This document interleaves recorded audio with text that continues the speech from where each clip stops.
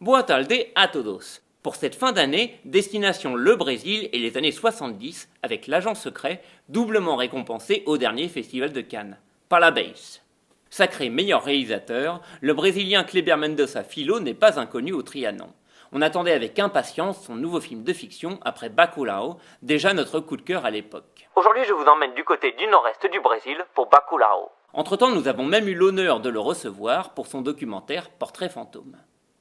Après 7 ans de recherche à consulter des documents d'archives, le réalisateur y racontait sa ville de cœur, Recife, capitale de l'état de Pernambouc. Il nous y parlait de son architecture, avec une place toute particulière accordée à ses cinémas. Ce travail au long cours a aussi nourri l'agent secret.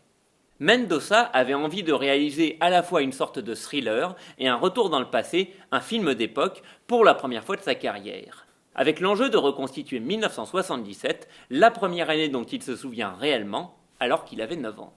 Un des mots-clés pour définir cette époque est la dictature, avec un régime militaire au pouvoir au Brésil de 1964 à 1985. Je suis toujours là de Walter Salles l'évoquait déjà de belle manière au début de l'année. Moins direct, Mendonça a voulu retrouver l'état d'esprit et l'ambiance d'une société. Disons-le tout de suite, le titre L'agent secret est un trompe-l'œil pour un récit qui joue avec les codes du film d'espionnage sans en être vraiment un. On y suit Marcelo, un homme au passé mystérieux qui revient à Recife pour des motifs obscurs. Mendonça a écrit ce héros pour Wagner Moura, bien connu à l'international pour avoir incarné Pablo Escobar dans la série Narcos. Mais pour les spectateurs brésiliens, il est aussi le flic endurci du grand succès Troupe d'élite. Ici, un rôle aux antipodes de personnages non violents lui a valu le prix d'interprétation à Cannes.